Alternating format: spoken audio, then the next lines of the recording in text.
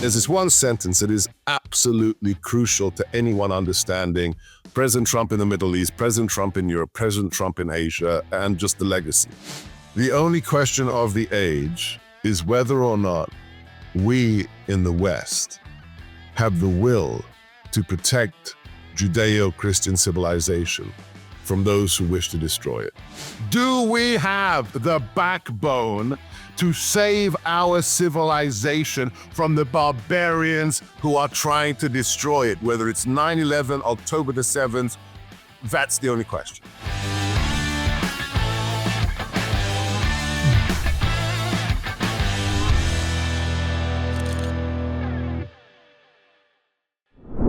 In 40 days, Donald Trump is going to be inaugurated into office. And as we look forward to that time, obviously we're very excited, but also talking about the future of Israel-American relations in the upcoming administration is becoming an issue of keen interest in Israel, ever keener every day. And I was very happy that my old friend, Dr. Sebastian Gorka, who's the incoming Senior Director for Counter-Terrorism at Donald Trump's National Security Council, agreed to be on my show. I met Dr. Gorka, I think the first time in 2017 when he was working as a Deputy Strategic Advisor for President Trump in the first round of office. And we've kept in touch ever since. And it's been my pleasure to keep in touch with him. He's such a fantastic strategic thinker and friend of Israel. So first of all, Sebastian Gorka, welcome to the Carolyn Glick Show. Thanks for coming. Thank you kindly, and thank you for supporting my national radio show over the last 6 years. And I appreciate your truth-telling. So you're one of the few warriors on these issues. So we appreciate your support. Are you kidding? It's always been a great pleasure for me. Even on hard days, I remember we spoke right after the son of a close friend of mine had been killed in battle, and talking to you was actually picking me up. So thank you for being such a fine interviewer and great friend. At any rate, I want to start with what's happening now. As we speak, it's about 3:30 in the afternoon in Israel. Prime Minister Netanyahu is ending his first day of testimony in his criminal case. It's the opening day of his defense trial after 4 years of the prosecution failing to make its case against the prime minister. All that is interesting and important for domestic affairs, but what's really notable from an international perspective is the incredible similarity between the way that our administrative state has been prosecuting or persecuting Netanyahu and the way that President Trump was really hounded by what you refer to as the deep state in the United States. I see similar situations with Bolsonaro, the former president of Brazil, and in other countries as well, where you see these empowered administrators just waging sort of lawfare against elected leaders. Do you care to comment on how it is that these things happen in such a similar way in so many different countries at the same time? Yeah, it is truly an international phenomena. And if you look at the parallels with what they did to my former boss and as of January 20th, my future boss, there is what my friend Rich Minitzer, the superb investigative journalist, calls an unaccountable class. And the unaccountable class really doesn't care what the electorate does on election day. You see this with regards to the elites, in the so-called elites, in government, in academia, in media. I saw this in the White House during the first Trump administration. When we went in, I refused to use the phrase deep state. I thought it was a little bit too extreme, the tinfoil hat brigade. And then I witnessed it and I saw it with my own eyes. I wasn't part of the National Security Council back then, but because of my remit as strategist to the president, I'd attend all the classified national security meetings on issues with pertinence to my portfolio. So, ISIS, China, what have you. And I'd sit there in the Situation Room in these secure, compartmented, rooms with all the chief bureaucrats of the U.S. government, everybody from the CIA to the DIA to the military, outstations in Kabul and you name it. And I'd sit there for about an hour listening to these bureaucrats talk, and none of them would mention the name of the new president or what he had said just literally hours ago about China or ISIS or the Middle East or the Abraham Accords. So after a couple of weeks, I decided I might be the new guy and I might have a funny accent, but an hour in, I'd say, excuse me, ladies and gentlemen, did you hear what the president said about Jerusalem yesterday? Did you hear what he said about ISIS at that summit? And it was clear to me that these are people in very senior positions who've been there for 20, 30 years, and they don't care what the people have done to choose a new commander-in-chief, and they think they get to run the country. So whether it's the duly elected prime minister of Israel, whether it's President Trump, who was facing 730 years in prison because they couldn't have him win the election a second time, I think this is a phenomenon we see everywhere. And also, look, the response is likewise a global phenomena. We don't have MAGA and America First. I don't think we have Maloney. We don't have Modi unless what? Nigel Farage manages to bring together 17.3 million Brits to say, okay, we've had it with this socialist construct of the European Union and we want national sovereignty and we're going to leave. So Brexit in the UK is also another part of this, hey, the people want their country back. And I hate this, the word populism, because populism has been twisted into this pejorative, but hang on a second, popular? So you mean the majority of the people want the government to represent their views? That's how it should be in a representative political structure. But the embedded elites who hate people like President Trump or like Benjamin Netanyahu, they cannot stand the people choosing the direction of their country. So do you think there's something that we can do together to cooperate, to try to kind of pull our democracies back and seize control again of the reins of power in all of these different countries? Obviously, the one of most pressing concern for me here in Israel is Israel. But I mean, I see the way that President Trump is really appointing people like you and these other warriors for the American people and the consent of the government, of the governed, and not the government, the governed. And it's something that, it's critical for national security. I mean, look, we're going to move in a second to the mess that the Biden administration, which very much is working hand in glove with the administrative state in the United States, is going to be leaving. I mean, it's a dumpster fire, not only in the Middle East, which is what we're going to talk about, but really all over the world.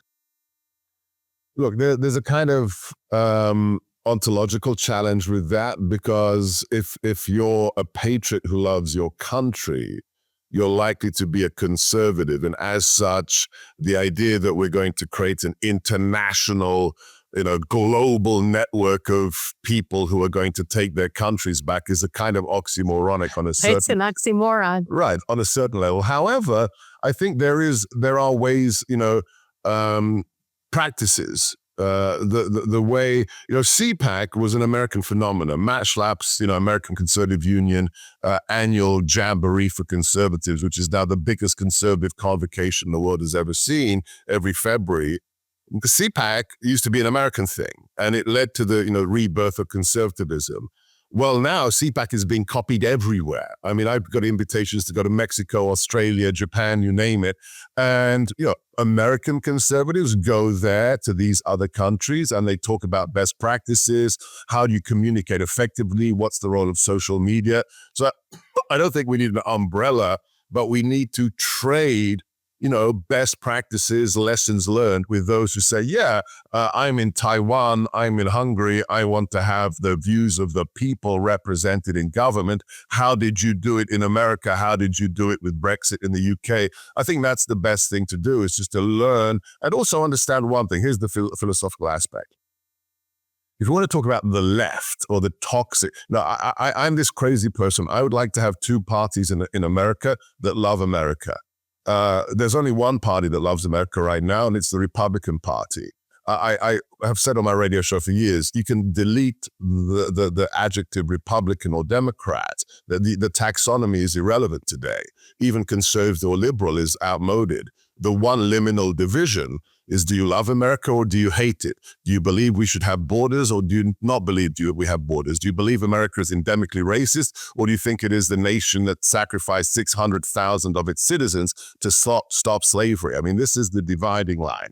So I think, when it comes to learning what to do, is you leverage that patriotism wherever you are and you learn from others what they have done, because the real challenge is for the organized, the modern secular left, politics is a way of life. They wake up in the morning and they live it, they eat it, they drink it because they have no God, they have no faith. Who was it? Blaise Pascal said, you can deny the existence of God, but all you do is you create a God-shaped hole in the soul of the human being, which has to be filled with something, with environmentalism, feminism, whatever. For the left, the secular vacuum is filled with politics as a function of life. If you're a conservative, if you're running a business, if you're living your life, politics is something you do every couple of years when you go and vote. And as such, we've been at a disadvantage until recently. Look at what happened in the last election here in America. We did things that the left have been doing for decades that we kind of held our nose up at. Voting early? Oh, no. I want to go to the polling station on election day. I want to hand my ballot into the box. And we said, no, I live in the Commonwealth of Virginia, which has a putative conservative governor. He couldn't even change the fact that we have this absolute scandal of 45 days of voting in Virginia. It's not even a week of election. It's a month and a half of election. Okay, well, if we've got 45 days of voting, guess what? The Democrats are going to be collecting votes for 45 days. And you can't mathematically win an election against a party that's collecting votes for a month and a half if you tell everybody, hey, we're only going to vote on election day. You can't get that many people to vote. So you're saying basically that the way to do it is to just, if you can't beat them, join them, and then beat them at their own game. Absolutely, that's what you're saying. Absolutely. If the rules of the game are X, you can't say sorry, I don't do that, because then you will be condemned to losing. With that one proviso, is that we stay loyal to our values. I've had a couple of arguments over the years that, well, they stole the election, so we need to steal it. And I say, well, no, we don't, because I'm not going to live in that America, because at that point, America ceases to exist. We do not believe. Can I just talk to you again about one of the aspects of that you were saying about the God hole, the God-shaped hole in the soul? There's a growing assessment among Israelis, and also I think among a growing number, unprecedented really, a number of American Jews who voted for Republican for the first time. Some 40% of American Jews, which sounds like a minority, but when you compare it to previous election cycles, it's enormous, who voted for Trump, and in some places much higher than that. That they see that this hole is being filled by anti-Semitism, and you see people just romping all over the United States, attacking Jews if they're not openly and enthusiastically calling for the destruction of Israel, along with other Hamas supporters. And the situation has gotten so harsh, and the support for the Palestinians has become so central to the democratic identity that for Israelis, it's sort of daunting. If we do what we realize after October 7th must be done, which is bury the idea of a Palestinian state in the West, is that just going to cause all hell to break loose in the United States? I don't know that it'll do that. Look, let's be clear. It is shocking and horrific that on the quad at Harvard, you can have students chant from the river to the sea, which is, a genocidal chant. And then the president of Harvard says, well, it depends on the context. No, it means you want to have all Jews killed, period, end of story. That's horrific. However, here's the good news. The indoctrination is very, very skin deep. I mean, I can't tell you how.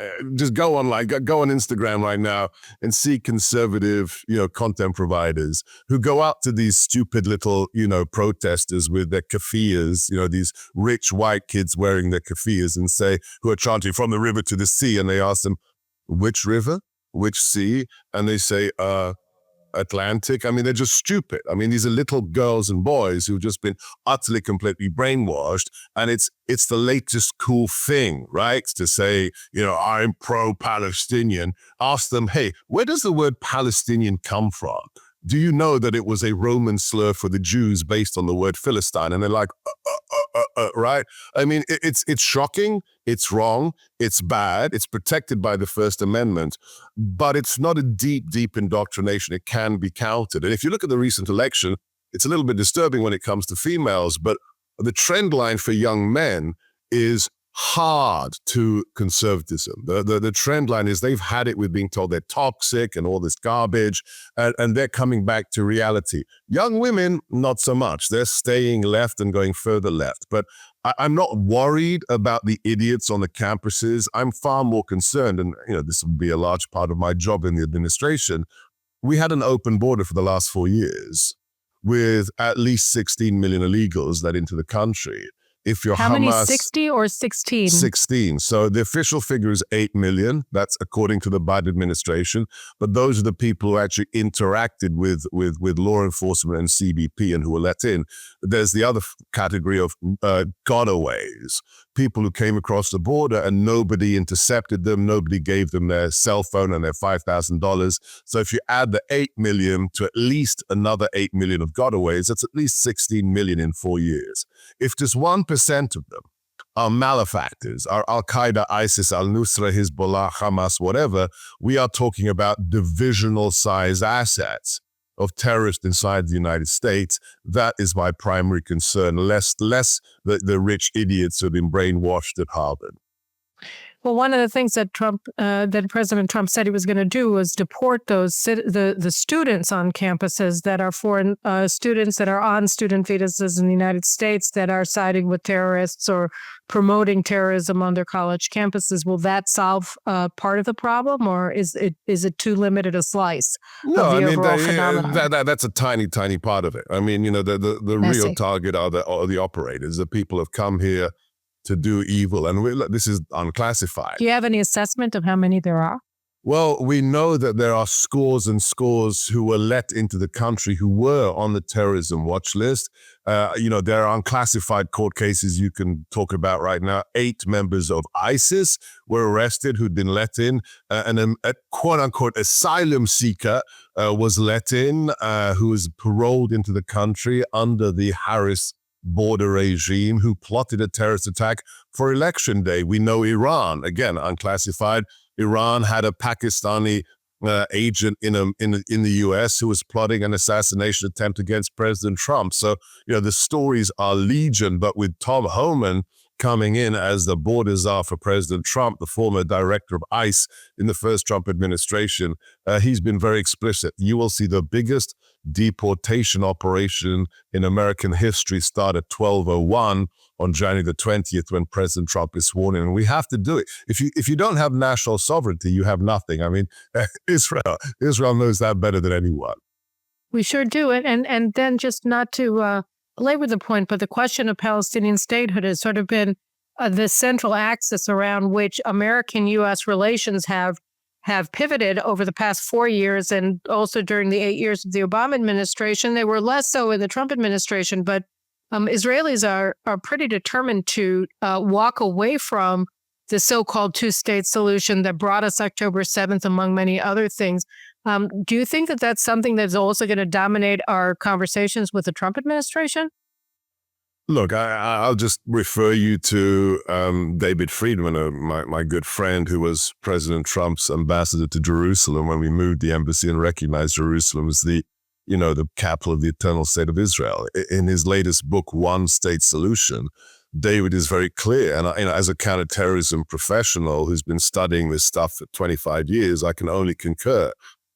if you have, this isn't me talking, this is the polling data since October the 7th. If you just look at the Gazan population, more than 70% of that population agrees with the massacre of the innocents that occurred on October 7th. They said, yes, killing young girls at rock concerts and murdering babies and gunning down unarmed men is good because they're Jewish. If 70+% of a population agrees with that, then you cannot have them in charge of their sovereignty, because once they have their sovereignty, what will they do? They will come to do the final solution and finish it this time. You know, the dream of Adolf Hitler, the Third Reich, and every anti-Semite since the beginning of time. So, you know, unless the desires of the population change, for the meantime, Israel has to be in charge of its security. And that means maintaining the security of those territories until you get to a point where, you know, it's 1% of the population wants every Jew killed. Once anti-Semitism is a small fraction of the problem, then you can talk about autonomy or two-state solution. But until then, Israel must be allowed to live. And the way that it is allowed to live is it maintains security control of those areas where the majority of the population wants to slaughter Jews. It's very simple. There's no politics involved. If a mass of the population wants to exterminate you and you don't want to die, then you can't allow that mass view to dominate your safety. It's the same thing, of course, in Judea and Samaria, where actually you had even higher percentages of the population that was supportive of October 7th than you had in Gaza, presumably because they didn't pay as harsh a price in Israeli war in the aftermath of that day of genocide. So I would assume that you view that area in the same manner. Absolutely. Absolutely. Look, any war, whether it's counterterrorism against non-state actors or against state actors, is about two things. It's about will and capacity to fight. What Israel has been preeminent at is removing the threat group's capacity to fight, and you know the pager operation is absolutely the zenith of that. You know the capacity to harm you is degraded by you neutralizing their key assets or what have you. The second part of the equation, which often Israel has missed, is the will to fight, right? You look at Vietnam. Vietnam, the enemy weren't exactly super sophisticated, but they were prepared to fight until the last guy with a pointy stick.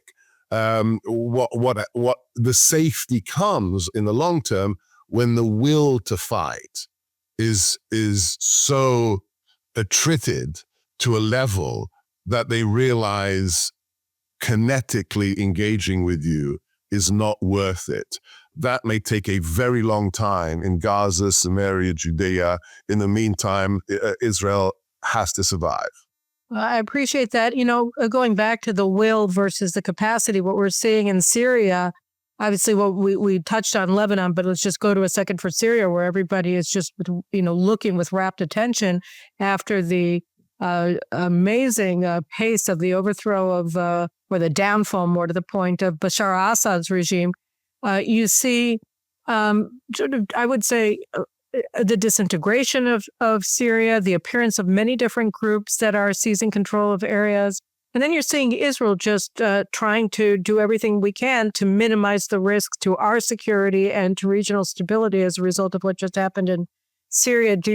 I'm just curious, when you're looking at things, is there something that really stands out in your mind with what's going on in Syria that's really going to be salient for the next 4 years when you're looking at the threat environment and you're looking at the way that the United States has to organize itself given the rise of al-Qaeda in Syria?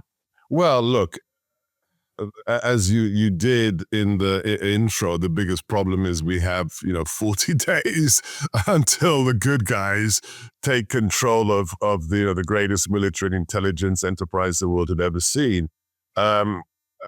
I don't want to tempt fate. I'm a little bit superstitious. This is an immense opportunity. Yes, it's bad that jihadis who, get a haircut and now present themselves as, liberators have taken down the regime, a regime which, as we know, for 50 years was one of the most bloodthirsty regimes in the region. So, we shouldn't celebrate the fact that, jihadi elements are now in control in Damascus. However, it's no longer a client state of Iran or Russia. And as such, there's a huge opportunity, especially after October 7th and the amazing operations by the IDF and Israeli intelligence, to redraw the geopolitical reality in the region, which is good for the Arab states that want to be on America's side, also good for the Kurds in the north, and also good for Israel. So I cannot predict what this absolutely feckless administration of Biden and Harris will do in the next 40 days, but we should welcome the collapse of the Assad regime, despite the fact that the jihadis right now seem to be in a position of power in Damascus. That is a rather tenuous position that they are in, especially after January the 20th. Because the other thing is, there have been people here who have been wondering about a seeming disparity, and I was wondering whether you could shed light on it. That on the one hand, Israel has repeatedly on a daily basis, made clear the determination, its determination to destroy Iran's nuclear installations sooner rather than later. And on the other hand, seemingly on the other hand, President Trump talks about his desire to reach a deal with the Iranians. And I'm just wondering, in your view, are these two goals mutually exclusive? Do they contradict one another? Yeah, I think it's a misrepresentation of President Trump's stance. So for me, the proudest moment in my career in the White House or in my professional career in national security was the day that President Trump had arrayed the cabinet in the Oval Office, and he called in me and Steve Bannon, and he called us his heavies. And he's, the whole cabinet is arrayed there. And he said, all right, my heavies, tell these guys why the Iran deal we inherited from Obama is bad and has to be killed, because every 6 months he had to decide whether to re-up it or to kill it. And this was the cusp of the 6-month renewal or suspension. And President Trump knew exactly why we had to get rid of it, but we did the 60-second elevator pitch that it's bad for the region, it's bad for Israel, it's bad for America, and it actually doesn't stop the mullahs from acquiring nuclear capability. I mean, the dirty little secret that it doesn't actually stop them. So he did the pitch, and then proudest moment is, a few days later, he kills, the Obama-Iran deal. President Trump, look, I'm not going to give anything away. That is a proud moment. I got to say, you deserve to just hold that very close to your heart till the end of your days. Yeah, no, thank you. I'm not going to give anything away. The president will be the commander-in-chief again. Mike Waltz will be my immediate boss as an amazing national security advisor.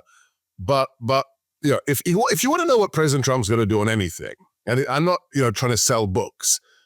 Everybody, whether you're a head of state, whether you're the national security advisor for Israel, doesn't matter who you are. If you want to understand the next 4 years geopolitically and domestically in America, just go and bloody well read The Art of the Deal.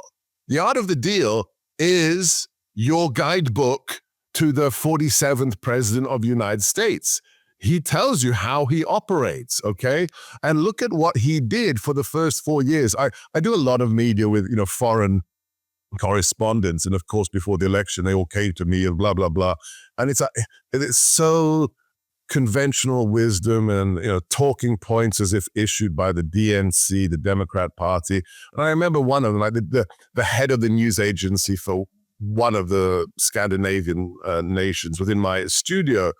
And he says to me, this is a grown man, he says, and what happens if your former boss wins? Is he going to dissolve NATO? Is he going to leave the alliance? And I just looked at him and I said, were you in a coma for the 4 years we were in the White House? Are you a child? What happened to NATO when President Trump was the president? We came in and 20% of NATO paid their dues. President Trump said, you better pay your dues or something bad will happen. And by the end of the Trump administration, we had more than doubled the number. Billions of dollars had flowed into NATO because people were saying, we better get serious and we don't want to look like lightweights. We made NATO, President Trump made NATO stronger than he had ever been since the fall of the Berlin Wall. And it was all in his book, The Art of the Deal. To understand President Trump, all you need to know is one thing. He loves America. And if you want to stand with America, he'll stand with you. One more thing I'll say. If you want to understand President Trump, the most important speech he ever gave, in my opinion, apart from announcing he's going to run again, read, number one, the Riyadh speech. So the Riyadh speech, where he's got the Arab and Muslim heads of states of 52 nations, and he calls them out and he says, you guys have to deal with the jihadis in your countries first. I mean, I can't tell you how many Arab government representatives after that said, thank you. Thank you that your boss didn't come here and say everything's great and we have blah, blah, blah common interests. He called us out so that we could get serious with the domestic threat in our mosques on the high street. That was the second most important. First most important one, and please, your viewers need to go back, it's on YouTube, and watch his Warsaw speech. He demanded he give it at the site. The Polish government wanted him to be in some secure, ugly building downtown. And he said, no, I want to be next to the massive bronze statue of the uprising, the Warsaw uprising, these freedom fighters coming literally out of the sewers to kill Nazis. I want to be standing next to that. He gave this speech, and I didn't write it. I helped frame it, okay? President Trump is an amazing speechwriter, but Steve and I helped frame it months before he went. And there's this one sentence that is absolutely crucial to anyone understanding President Trump in the Middle East, President Trump in Europe, President Trump in Asia, and just the legacy. Near the end of the speech, he says, the only question of the age is whether or not we in the West have the will to protect Judeo-Christian civilization from those who wish to destroy it. I mean, is there a more important question? There isn't. And President Trump was explicit. Do we have the backbone to save our civilization from the barbarians who are trying to destroy it? Whether it's 9/11, October the 7th, that's the only question. Well, I think that you pinned the tail on the donkey right there. And I'll tell you something else. I just from where I'm sitting in Israel, I have to say that not only did the entire country heave a collective sigh of relief on November 5th, but we're counting the days. And it's a real question. Do you think that he's going to really be able to turn things around very quickly? That's what he keeps saying. I mean, there's such a dumpster fire in this region. And really in the world, it's not going to be easy. Well, I would just point you to one thing, and it's kind of fun as well. Watch the footage from Paris this weekend.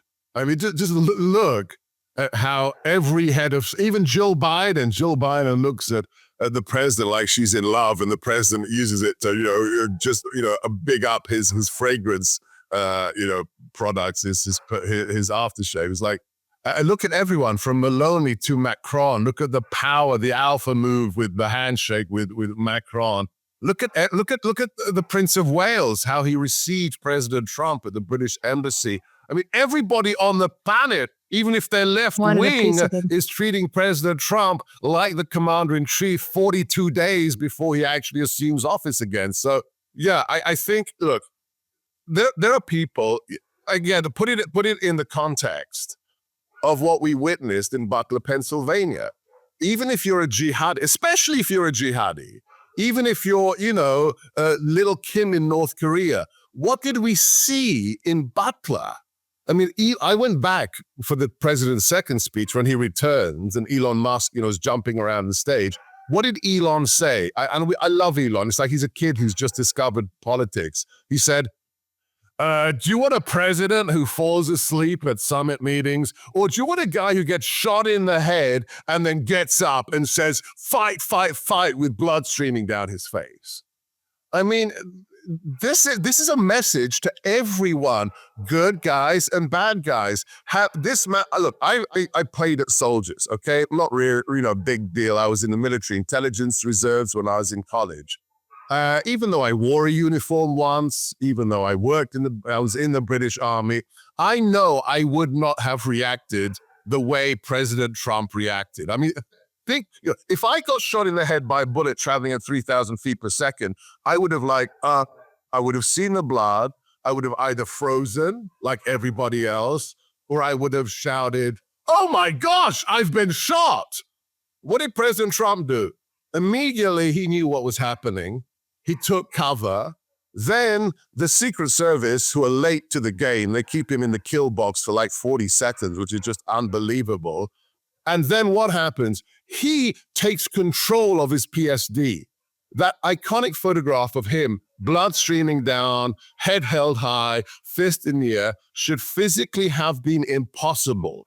Watch the footage of the Reagan shooting. As soon as the shots are fired, Reagan is picked up like a bag of potatoes and literally launched into the back of the beast, into the armored vehicle, and then taken to the hospital. Because as soon as there's an attack, the principal, I mean, the Israelis have the best PSD teams. The principal, even if he's the president, loses physical control of his body, and his body is now in the control of the agents protecting him. President Trump says, get out of the way. Responded the same way, but who responded the exact same way as President Trump did to getting shot? Who? The people of Israel.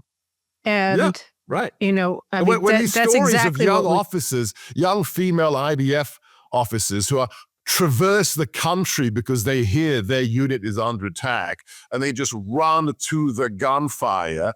Absolutely. But the difference is those are average citizens doing their part to save their nation and their fellow citizens. What we're talking about is the incoming president. Because, I still, in the first Trump administration, I was always asked, so what's the president's national security stance? What's his foreign policy? And I just spent 2.5 years teaching the Marines in Quantico, and I stole a phrase from the Marines. I said, it's not really very complicated. With President Trump at the Resolute desk, no better friend, no worse enemy. If you so want Israel to can expect that he is our kindred spirit and that we're going to... If you share our values, and if you want to be our friend, we will stand shoulder to shoulder with you. We'll be right there with Bibi. We'll be right there with whoever wants to be our friend. But if you're our enemy, woe betide you. Whether you're the mullahs in Iran, whether you're, anybody else, jihadi, just woe betide you. Woe betide you. Well, in the Bible, the commentaries say that 40 is just a synonym for many. But let these 40 days pass as swiftly as any that we've ever experienced in our life. We look forward to seeing President Trump back ensconced in the Oval Office behind that Resolute desk and being our friend. Well, our prayers are with you. We are, shared warriors in a civilization whose enemies are common to both of us. So, it seems like a long time, but have faith, my friends, and then everything changes at 12:01 on January the 20th. God willing. All right. Well, thanks so much, Sebastian. I don't want to keep you too long. I know you're in the transition team and you are very busy. So I appreciate you taking time out of your busy schedule to speak to me and my viewers today. Have a wonderful week. God bless. Thank you, Caroline.